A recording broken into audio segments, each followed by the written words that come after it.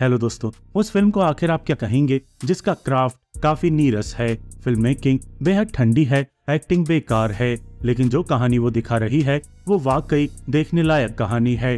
Obviously एक underwhelming film, क्योंकि अच्छी कहानियों को विजुअली अच्छे से कहना ही अच्छा सिनेमा बनाना होता है। यहाँ बात हो रही है ऐ वतन मेरे वतन की, जो उषा मेहता की कहानी दिखाती है। वो सच्ची क्रांतिकारी जिन्हें बहुत कम लोग जानते हैं, लेकिन जिन्होंने फ्रीडम स्ट्रगल के दौरान सिर्फ 22 साल की उम्र में कांग्रेस रेडियो की स्थापना की थी और इस अंडरग्राउंड रेडियो स्टेशन से 1942 के अंग्रेजों भारत छोड़ो मूवमेंट के दौरान कुछ महीनों के लिए गांधी जी का संदेश पूरे देश में प्रसारित करने का जरूरी काम किया था। वैसे तो उस दौर में ऑल इंडिया रेडियो भी था, लेकिन वो अंग्रेजों का प्रोपेगेंडा प्रसारित करता था। अखबार थे, लेकिन वो भी हुकूमत की गोद में बैठे हुए थे।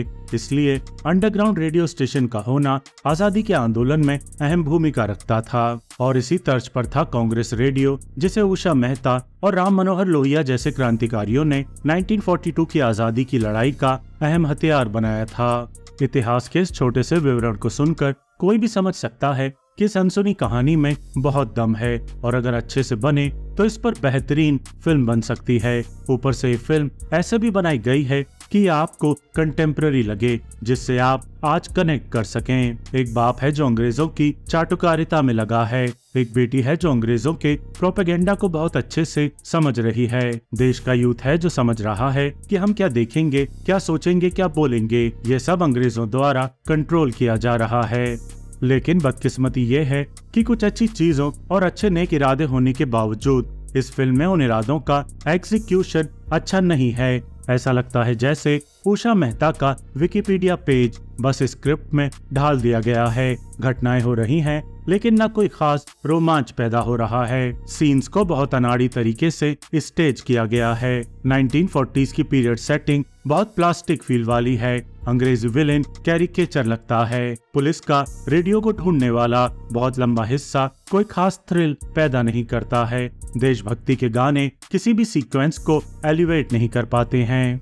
इन शॉर्ट, फ्रीडम स्ट्रगल पर बनी किसी फिल्म में जिस तरह के देशभक्ति वाले इमोशंस हमें फील होने चाहिए वो यहाँ नहीं होते हैं। और ऐसा इसलिए होता है क्योंकि एक थी डायन वाले कनन अय्यर का डायरेक्शन बहुत ठंडा है, बहुत बोरिंग है और ऊपर से एक्टिंग, खास तौर पर सारा अली खान की एक्टिंग इतनी बिलो एवरेज है कि जो जितना कुछ भी इस फिल्म में अच्छा है उस पर भी पानी फेरने की पूरी कोशिश करती है। कोई कमाल की एक्ट्रेस होती तो डल फिल्म मेकिंग के बावजूद अपनी इंटेंस एक्टिंग से हम इस फिल्म से इमोशनली कनेक्ट करने में जरूर सफल होती। लेकिन सारा की वन नोट एक्टिंग इतनी डिसअपॉइंटिंग है कि कई बार तो स्कूल के प्लेज में होने वाली एक्टिंग जैसी लगती है। फिल्म में उनके बेइंतहा ही क्लोजअप्स हैं और हर क्लोजअप में वे एक सा फ्लैट फेस रखकर फ्लैट ही डायलॉग्स डिलीवर करती हैं और उनका चेहरा तो क्या ही कोई मूवमेंट करेगा। इंटेंस इमोशंस पोर्ट्रे करने के लिए उनकी आंखें तक हिल नहीं पाती हैं।